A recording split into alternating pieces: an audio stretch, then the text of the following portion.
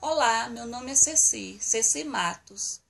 O assunto que eu vou abordar hoje diz respeito a todos nós trabalhadores, a todos nós seres humanos.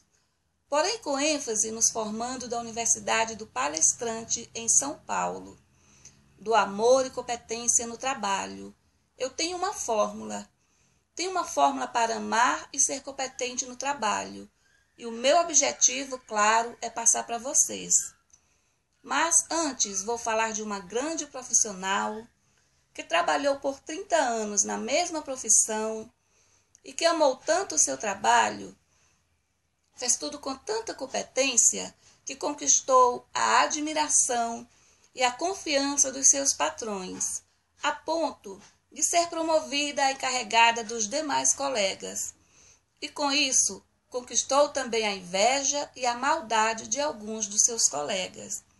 Estou falando de Santa Zita. Santa Zita exercia uma das profissões mais simples e menos valorizadas da época, século XIII, e que infelizmente continua até hoje, século XXI, sendo ainda muito desvalorizada, pois, apesar de já ter obtido muitas mudanças, há ainda muito que se melhorar para os profissionais dessa área. Ela exercia a profissão de doméstica e serviu aquela família durante 30 anos, sempre com muito amor e competência naquilo que fazia. Mas, afinal, o que é mais importante? Fazer aquilo que ama ou amar aquilo que faz? E qual é a diferença entre fazer aquilo que ama e amar aquilo que faz? Não gosto do trabalho, ninguém gosta. Mas gosto do que é no trabalho uma oportunidade de se descobrir a si próprio. São palavras de Joseph Conrad, um pensador do século XX que escreveu várias obras, entre livros e poemas. E com esse pensamento nos passa a informação de que é possível se descobrir a si mesmo através daquele trabalho que não gostaria de fazer. Isso é muito bom. Porque quando alguém se descobre, significa que essa pessoa está mais consciente das suas qualidades, dos seus talentos e da sua capacidade. E isso, com certeza, lhe tornará um profissional ou uma profissional melhor. A própria origem da palavra trabalho já carrega consigo uma conotação negativa, pois vem do tripalho, que significa 3 paus. Um instrumento antigo de tortura, onde escravos eram supliciados. Precisamos, então, despertar dentro de nós mesmos o verdadeiro sentido não somente da palavra, mas sim do trabalho em si. Sabemos que todas as criaturas têm o seu papel no universo, cada uma com a sua missão, que deve desempenhar muito bem. Aliás, as criaturas em geral fazem isso. Por exemplo, o papel dos minerais é ficar parado. Tanto a pedra comum é parada, não faz nada, quanto o diamante, que é uma pedra preciosa, pois a sua missão no mundo é a inércia. O papel dos astros é a iluminação, dos gases, a temperatura da terra, e o papel dos animais é a sobrevivência e perpetuação da espécie, sendo que nos seres humanos tem um sublime diferencial, que é gerar sabedoria, praticar virtudes, defender valores, cuidar para que as nossas atitudes sejam justas, portanto, sejam boas e nobres. Platão dizia que a melhor coisa que a gente pode fazer por quem a gente ama é crescer. Porque crescendo é que se dá um referencial próprio de um ser humano para as pessoas que amamos. É incrível, mas de todas as criaturas, o ser humano é a única criatura que muitas vezes passa pela vida sem cumprir o seu papel. Isso é muito estranho, porque é mais ou menos como morrer sem ter vivido. Percebe-se o desespero de quem não gosta do trabalho. Não está desempregado, não. Está apenas em um emprego onde não gostaria de estar. Deve-se lembrar, porém, que a consciência se produz no contraste, ou seja, costuma-se valorizar aquilo que tem quando está prestes a perder, ou quando perde. Devemos estar atentos ao mito, que nada mais é que a nossa própria consciência dialogando com nós mesmos, isto é a manifestação dos conflitos, instintos e também virtudes internas que fazem parte da nossa consciência onírica. Se não gostamos de um trabalho, devemos então descobrir: a minha competência é para outra atividade? Este trabalho está de alguma forma dificultando a minha realização como ser humano? Se não é esse o motivo, deve-se descobrir no trabalho, mesmo naquele que não se ama, motivo para amá-lo. Fazer o que ama é liberdade, porém amar o que faz é felicidade. Mas para isso, é necessário que se tenha alguns valores agregados ao nosso comportamento. Em primeiro lugar, há que se considerar as oportunidades, as competências e, sobretudo, as circunstâncias em que cada um se encontra. Porque quando as circunstâncias permitem nos prepararmos e escolhermos uma profissão, então entramos em um mundo pelo qual procuramos e desejamos encontrá-lo. Porém, quando aceitamos uma profissão por falta de oportunidades, é como se estivéssemos entrando em um mundo desconhecido. Um mundo que não é exatamente aquele mundo no qual gostaríamos de entrar. Contudo, nos dois casos, independentemente de termos ou não escolhido essa profissão, a partir do momento em que a aceitamos, então temos um compromisso. Temos uma responsabilidade e precisamos desempenhar muito bem o nosso papel. Porque, do contrário, se não desenvolvermos com amor e competência essa tarefa que nos foi confiada, nos tornamos indignos do nosso salário e, consequentemente, indignos do nosso emprego. Aí sabemos que é problema. É problema. Mas, se esse trabalho não é o trabalho que eu desejo, como poderei amá-lo? Como poderei amar um emprego que não é aquele emprego que eu gostaria de ter? Acontece que o ser humano sente em sua alma a necessidade de se realizar como ser humano. Lembra que eu falei do sublime diferencial? É o que nos diferencia dos outros animais, que têm somente o instinto de sobrevivência e de perpetuação da espécie. Porém, são duas coisas diferentes: a realização profissional e a realização enquanto ser humano. A realização profissional se satisfaz mediante fama, poder, dinheiro, prestígios. É a satisfação para o eu. Enquanto a realização humana se satisfaz mediante o crescimento espiritual. Uma realização pessoal que independe de prestígios e com satisfação no altruísmo. Um empresário, por exemplo, mesmo dando emprego a muita gente, tendo prestígios, poder e sucesso, ele pode se sentir infeliz. Isso é porque a sua realização pessoal não aconteceu.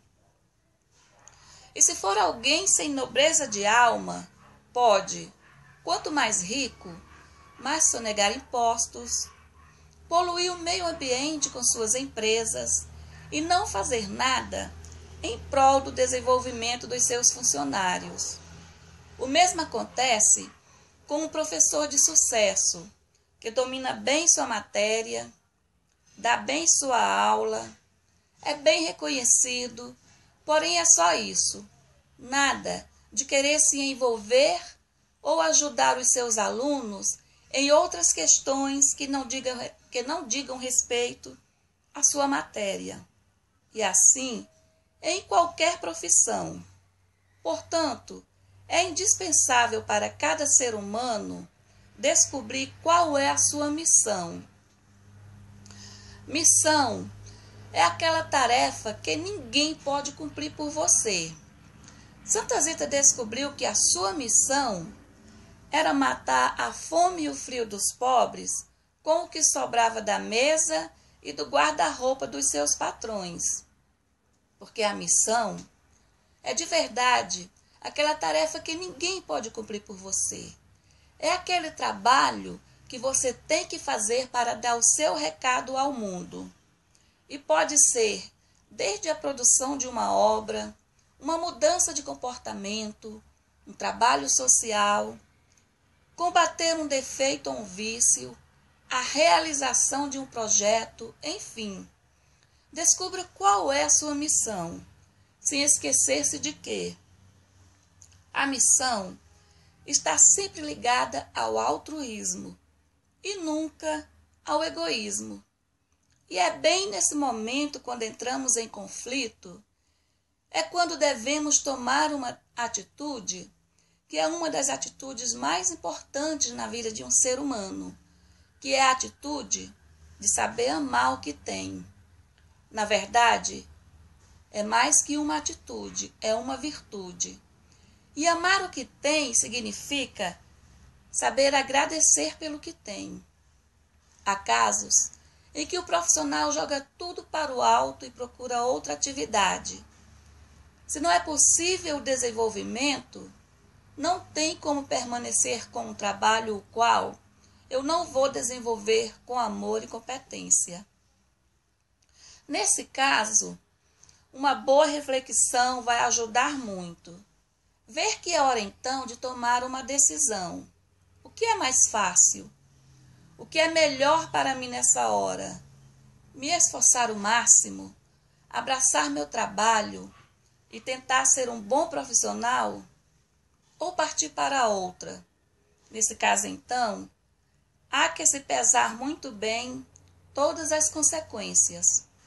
E consequência se pesa antes que ela aconteça, não é verdade? Porque depois é tarde demais. É necessário, contudo, que se desenvolva a consciência de que não existe resultado sem processo. Se eu quero mudanças, então eu devo mudar também. A mudança deve começar por mim. Trabalhar naquilo que não gosta, o que felizmente creio eu que não é o caso de nenhum de vocês que escolheram a profissão de palestrante. Pois todos vocês se prepararam e escolheram essa profissão. O que significa que todos vocês entraram em um mundo conhecido, por ter sido escolhido por vocês. Portanto, já não é mais um mundo totalmente estranho. Ser palestrante é ter o dom da palavra. É saber demonstrar com palavras seus próprios sentimentos e também saber mexer com os sentimentos dos outros. E isso tudo através da palavra. Ser palestrante é também ter o cuidado de não ferir os sentimentos de ninguém, o que infelizmente talvez nem sempre seja possível, mas deve-se tentar. Nem sempre é possível, pela simples razão de que palestrar não é inventar uma história fantasiosa, mas sim contar uma história baseada em fatos concretos e com objetivos concretos de soluções para o público que lhe corresponde. Há quem diga que ser palestrante é querer levar os outros na conversa. Mas querer levar os outros na conversa significa querer induzir alguém a alguma coisa, o que no caso do palestrante não é nada disso. O palestrante não quer jamais induzir as pessoas, e sim fornecer-lhes informações úteis e claras a respeito de certas necessidades ou situações. E também fornecer ferramentas que possam proporcionar mudanças naquilo que precisa ser mudado. Bom, mas não se enganem. Não pensem que é assim tão simples e fácil, não. Como todo trabalho, há que se ter muita dedicação e, sempre que necessário, trocar o repouso da madrugada pelo trabalho. Bom, não é? O trabalho é dom da vida, que dignifica e mantém o homem. Em toda parte, o trabalho se mantém como lei mantedora do equilíbrio. Sem ele, tudo retornaria ao caos do princípio, e os objetivos superiores naufragariam no tédio e ociosidades doentio. Joana de Ângeles, do livro Episódios Diários. O trabalho se impõe como lei mantedora do equilíbrio, e sem ele tudo retornaria ao caos do princípio. Todo homem tem objetivos, não é mesmo? E sem o trabalho, todos os objetivos naufragariam no tédio e na ociosidade doentios. Vejam só o quanto importante é o trabalho. E não é somente o trabalho que se refere ao emprego que é importante, não, mas sim todo o trabalho que precisamos desenvolver na família, na sociedade, com os amigos e com nós mesmos. Na nossa realização pessoal, devemos fazer tudo como profissionais e não como amadores. O amador é aquele que faz quando tem tempo, enquanto que o profissional faz de verdade, com compromisso e com responsabilidade, porque reconhece o valor do seu trabalho. Por isso, faz sem se prender nem a críticas e nem a êxito. E tem como prêmio a vitória sobre as resistências de cada dia. Aliás, resistência é uma coisa que só acontece quando a tarefa que se está cumprindo é algo que vai elevar as pessoas como seres humanos, elevar a alma, que vai enobrecer. Porque para fazer aquilo que te põe para baixo, ou que põe os outros para baixo, tudo é mais fácil. Ou seja, não existe resistência. A resistência se apresenta de várias formas. É qualquer tipo de dificuldade que surge à nossa frente com o intuito de nos impedir de cumprirmos a nossa missão. E é uma coisa tão séria que quando um ser humano consegue vencê-la, causa inveja à humanidade, porque isso a expõe. Porque se essa pessoa venceu, significa que eu também poderia ter vencido, e disso ninguém gosta, de ver uma pessoa vencer naquilo que ela também poderia ter vencido e não venceu. Foi falha minha. Todo trabalho é digno em qualquer época e em qualquer lugar. Tudo que fizerem, façam de todo o coração, como para o Senhor, e não para os homens.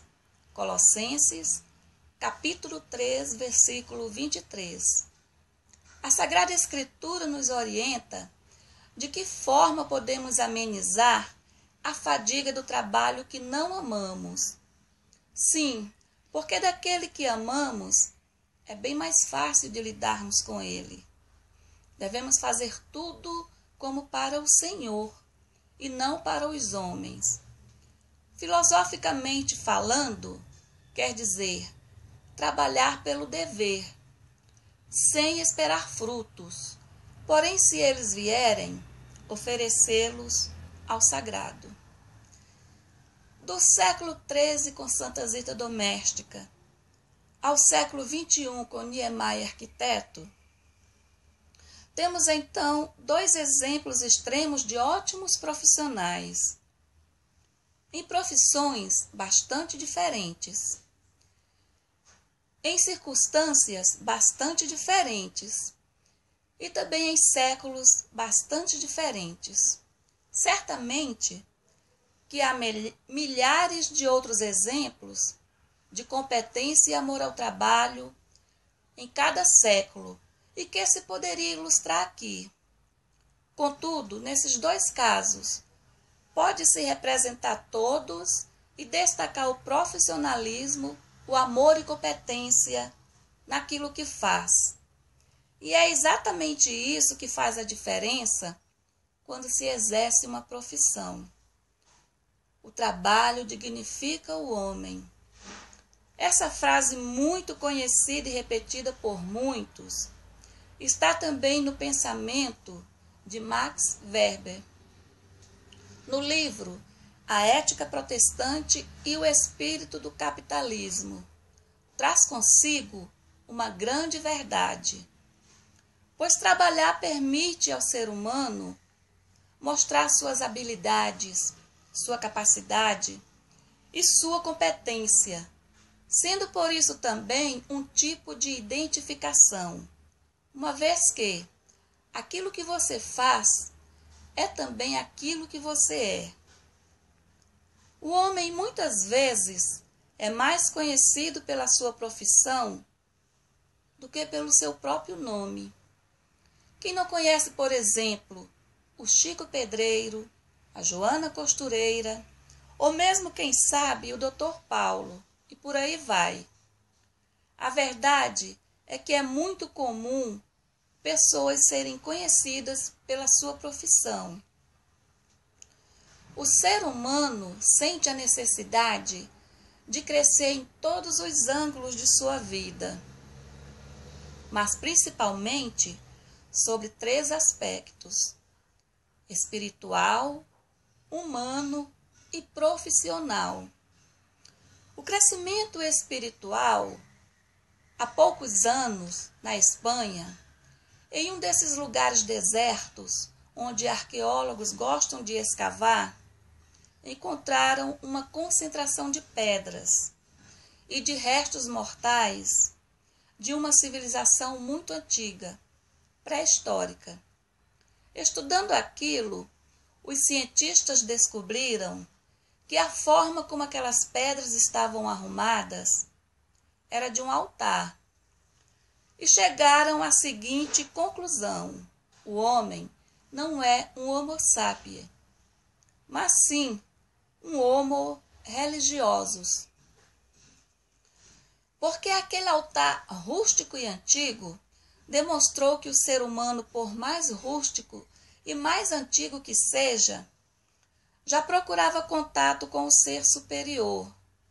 E isso é o que diferencia os homens dos outros animais, e não a inteligência. Um macaco, por exemplo, sabe pegar uma pedra e querer trocar por uma banana, e isso é inteligência.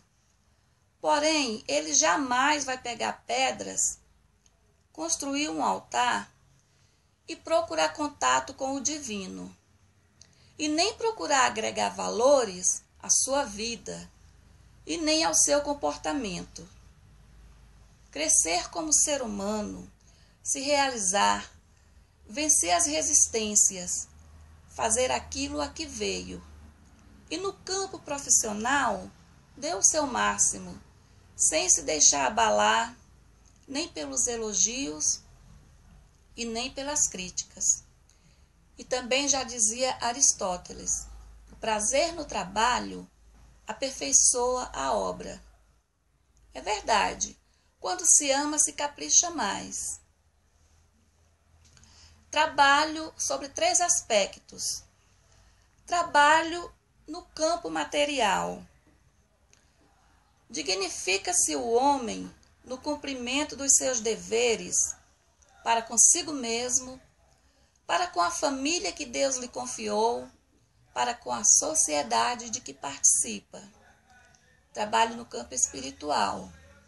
Exerce a fraternidade com o próximo e aperfeiçoa-se no conhecimento transcendente da alma imortal.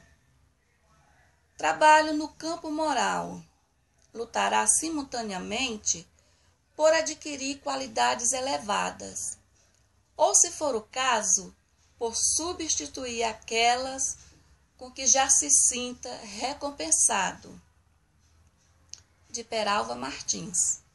Portanto, trabalhar deve ser não somente um meio de sobrevivência, mas sim uma forma de servir, de estar de alguma forma a serviço do meu semelhante.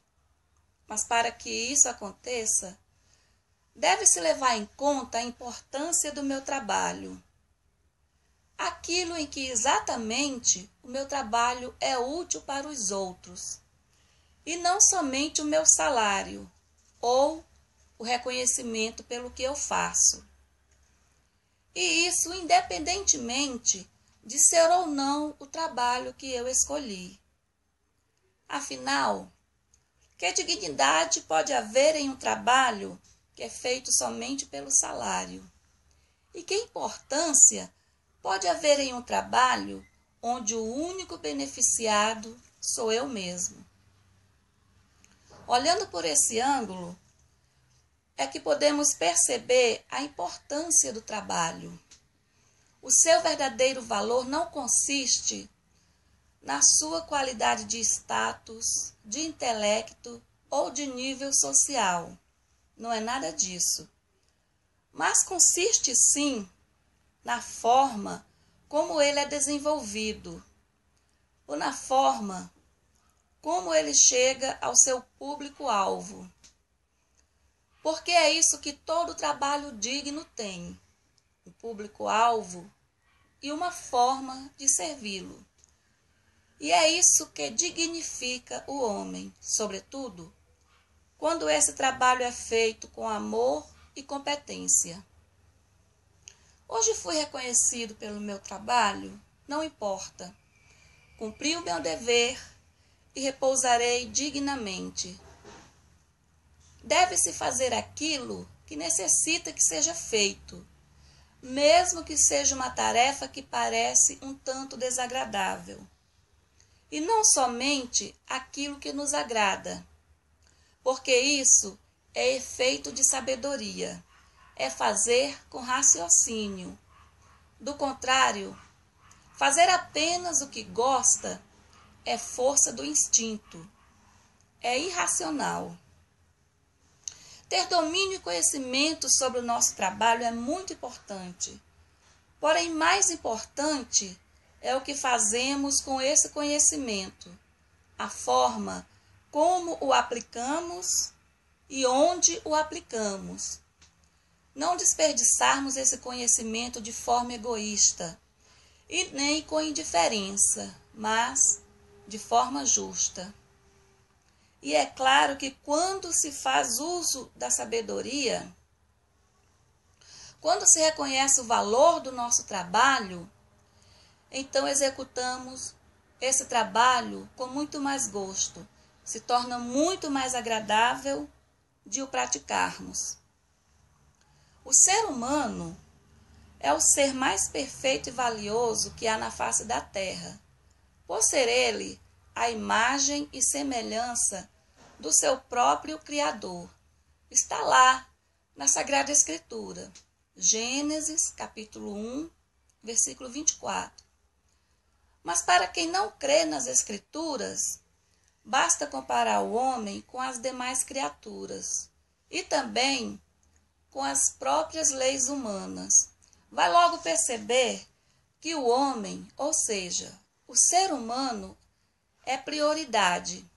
E com isso, todos hão de concordar. Esse dote de valor, destacando-o das demais criaturas, dá também ao homem uma grande responsabilidade para consigo mesmo e também para com o seu semelhante e todas as outras criaturas. De que forma?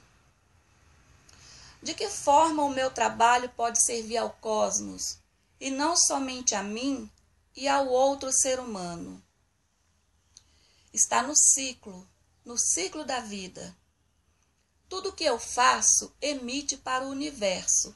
Portanto, se eu faço o bem, eu emito o bem para o universo.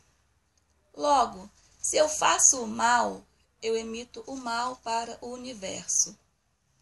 E isso está ligado diretamente com tudo que fazemos, que está ligado com o nosso trabalho, que está ligado com a nossa história de vida. Isso vai depender muito da ética e dos valores que defendemos. A ética que existe dentro de nós, se externada, transforma-se em sociopolítica, que nada mais é que a ética a serviço de todos. E para que isso aconteça, é indispensável que se ponha em prática certas virtudes, como, por exemplo, o respeito pelo próximo e o saber agradecer pelo que tem. Saber agradecer pelo que tem não significa acomodar-se e não procurar o que quer, aquilo que vai te realizar como ser humano. Mas sim, ser consciente e usar a inteligência a seu próprio favor. Conhecer a si mesmo, suas capacidades e limitações. É essa a fórmula que eu falei lá no início, para se amar e ser competente no trabalho. Chama-se gratidão. E gratidão só se adquire com humildade. Os homens prudentes sabem tirar proveito de todas as suas ações, mesmo daquelas que são obrigados pela necessidade. Nicolau Maquiavel. Já defendi essa ideia de se tirar proveito mesmo do trabalho que não se ama, isso já lá no século XVI. E Madre Teresa de Calcutá dizia o seguinte: sei que o meu trabalho é uma gota no oceano, porém sem ele, o oceano seria menor.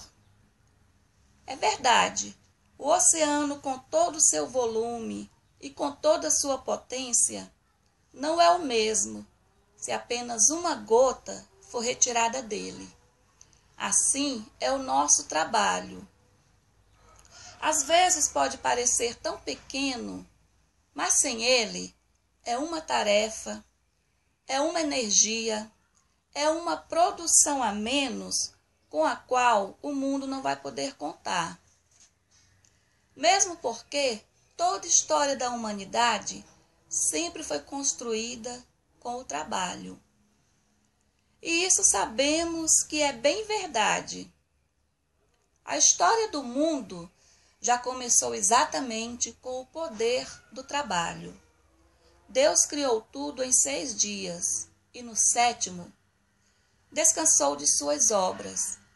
Êxodo, capítulo 20, versículo 11. E abençoou o dia do descanso. E isso é uma ordem natural. Todo homem precisa de descanso. E se precisa de descanso, subtende-se que ele precisa trabalhar. Percebe-se nesse caso que o próprio descanso já é para o homem uma recompensa pelo seu trabalho. Existem muitas e muitas outras teorias a respeito da criação do universo. Dentre tantas, inclusive, a do caniço que estava preso por uma mola e foi solto. E com essa expansão do tal caniço surgiu o universo. Só não fala quem soltou o tal caniço. E tem também a teoria do tardígrado, um verme hiper resistente a frio, a calor e ao tempo. Porém, também não explica quem criou ou como surgiu o tal verme. Portanto, A mais coerente me parece ser a do criacionismo, que também é apresentada como trabalho de Deus. Mas o homem é livre para fazer suas escolhas, até mesmo a respeito da difícil tarefa da criação do universo. Tarefa essa que ninguém mais poderá fazê-la, pois já foi feita uma única vez, para sempre. Desse trabalho, ninguém precisa sentir preguiça e nem se preocupar em ter que enfrentar resistências. Tudo o que precisamos fazer é mantermos a harmonia entre nós seres humanos e entre nós e as demais criaturas. Cuidarmos para que a terra possa continuar nos dando os seus frutos. Agora, isso sim, depende de nós. Pois bem, essa era a mensagem que eu queria passar para vocês. Espero que sirva de reflexão, tomada de decisão e, quem sabe, até prática na vida de cada um. Muito obrigada. Obrigada a todos e até a próxima.